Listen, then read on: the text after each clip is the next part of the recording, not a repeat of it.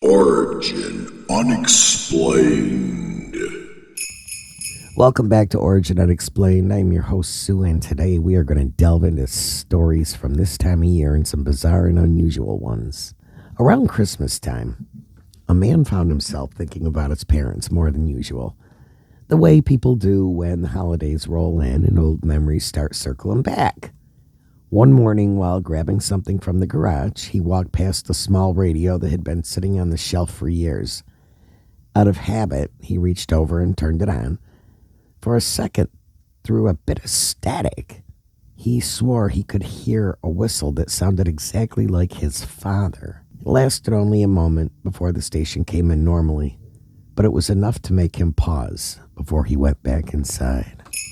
On Christmas Eve in 1996, dozens of people across the Yukon reported seeing enormous silent objects moving slowly through the sky. Some described them as the length of a football field. Others said they looked like structured discs with rows of lights that just lit up the sky. Witnesses included hunters, families driving home from gatherings, and people stepping outside to smoke have even seen them. Many described the object or objects as so large that it blocked out the stars as it passed overhead. The incident became one of Canada's most detailed mass witness UFO cases, with investigators later calling it one of the most significant sightings on record, and that is due to consistent testimonies, timing, and a sheer number of witnesses. A young man serving in Iraq had been killed during the summer, and by the time his funeral was held in early October, his family had done their best to get through rituals while knowing the loss would stay with them long after everyone else had moved on. About a week before Christmas, a package arrived in the mail, stamped with overseas military markings. It was addressed to his parents in his handwriting, but it had been sent out in the early part of summer. Inside were photos he had taken during quieter moments on a base, a letter he had written but never had the chance to send, and 2 small birthday gifts he had picked out for his parents months earlier. Nothing inside was dramatic or planned for effect, just simple things he had meant to mail home eventually. But the timing of it felt like one final message reaching them during the hardest stretch of the holiday season. There had even been a rumor he might be able to come home sometime in December. Instead, his package did. On Christmas Eve 1945, the Sauter family home in West Virginia burnt to the ground, and 5 of the children disappeared without a trace. No bodies were recovered, no bone fragments were ever found, and multiple witnesses claimed to have seen the children alive in the hours and days after the fire. A telephone repairman later said the family's phone lines had been cut, not destroyed by flames. And a woman reported seeing the missing Sauter children watching her from a passing car. Years later, the mother received a photograph of a young man who looked almost identical to one of her sons, along with a cryptic taunting message.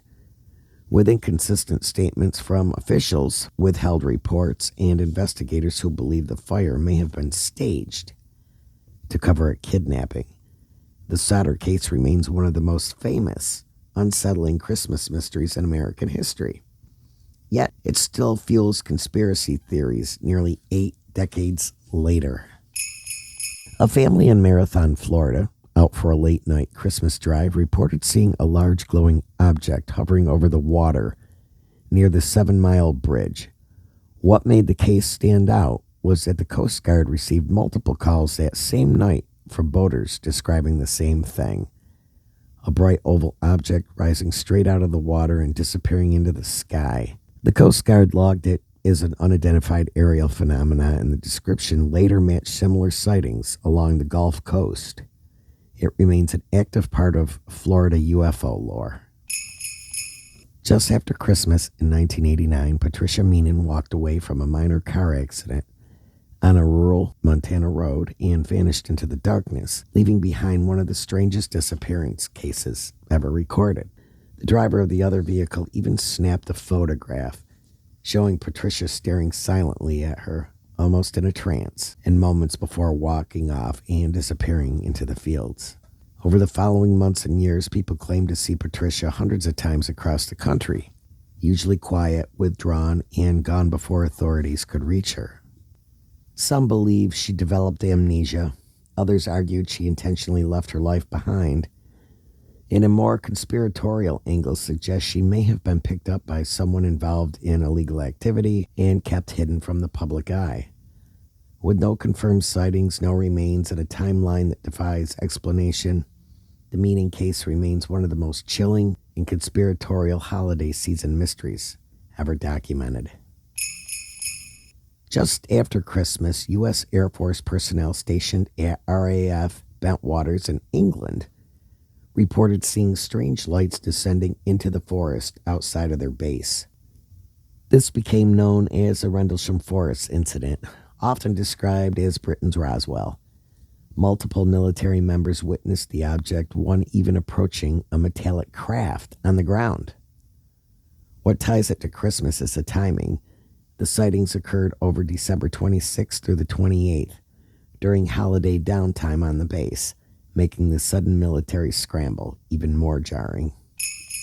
Early on Christmas morning, just as the sky was starting to lighten up, Ava woke up and lay still in that quiet space between dreaming and being fully awake.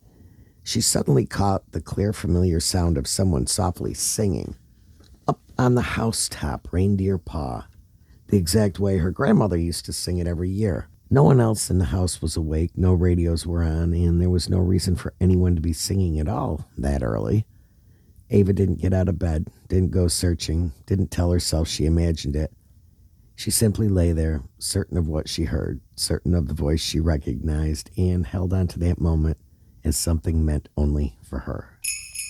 Several residents in the Chicago suburbs called 911 early on Christmas morning in 2003, reporting a slow-moving triangular craft with 3 bright lights gliding silently across the sky. Police officers themselves reported seeing the object from different locations, describing it as large, black, and completely quiet. The FFA said nothing was in the area, and radar logs never publicly matched the witnesses' claims. Local officers still talk about it as one of the strangest holiday shifts they ever worked. Story from Ohio. Grandpa Charlie had always been known for his odd sense of humor, especially the year he took the big styrofoam Santa that he and his wife had hung on their front door since the late 60s and somehow rigged a rubber band around it so he could wear it on his face. It became one of the family's favorite Christmas stories, told every year without fail. The first Christmas after he passed, the whole family sat down for breakfast, still tired from the early morning excitement, when the father casually mentioned that he had dreamt of Charlie the night before, coming into the living room wearing that same ridiculous styrofoam Santa on his face while everyone was sitting there together. The room went silent as one by one each person said they had dreamed the exact same dream. It wasn't frightening. It felt like Charlie had just basically stopped in just long enough to make sure he was still part of Christmas.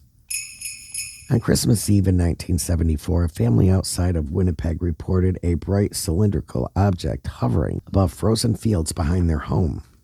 Neighbors saw it too, and several reported a low humming sound that faded as the object rose and shot off into the sky. The incident made local newspapers because the object was described consistently by different households who had no contact with each other. A young woman in Kentucky never told anyone what she wanted that Christmas. It wasn't even something she expected to have again. Just a quiet memory that surfaced while she was looking through an old box of keepsakes. She remembered the small ceramic music box she adored as a child, a winter cottage that played a soft melody when wound, something she treasured until it broke when she was 10. She hadn't spoke about it in years, and the original had been thrown out long ago. On Christmas morning, while everyone was opening gifts, she noticed a small unmarked box sitting at the edge of the tree. There was no tag, no handwriting, nothing to show who it was from. Inside was the exact same music box she had been thinking about, the same shape, the same chipped corner, even the tiny scratch on the base she remembered making herself. No one in the house claimed it, and no one had seen it the night before. It had simply appeared. When she wound it, the melody played flawlessly, clear, steady, and exactly the way it sounded the last time she heard it as a child growing up.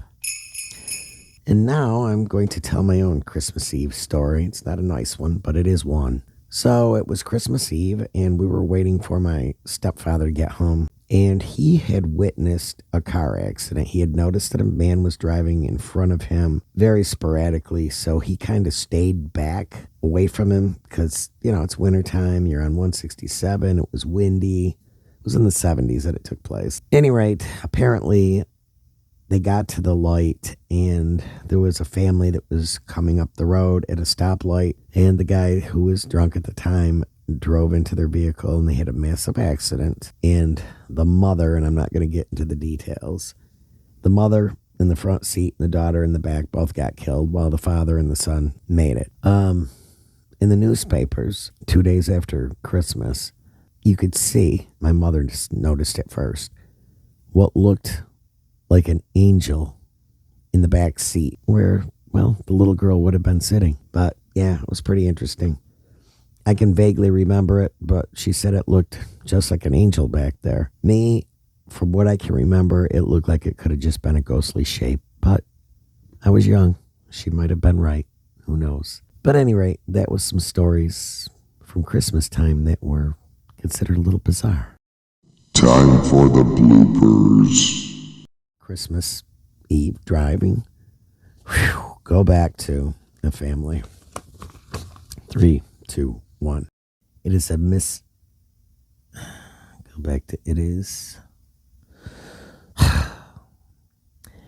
It is a minor car accident in a rural. Here we go with the mistakes. Started over with just. Over the following months and years. Oh my God, I can't fucking read. Started all over. 3, 2, 1.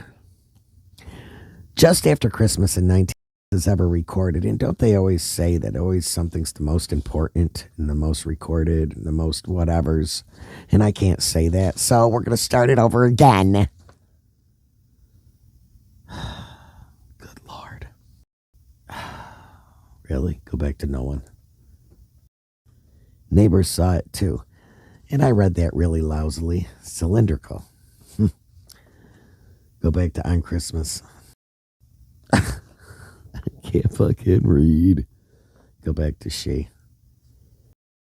Origin unexplained.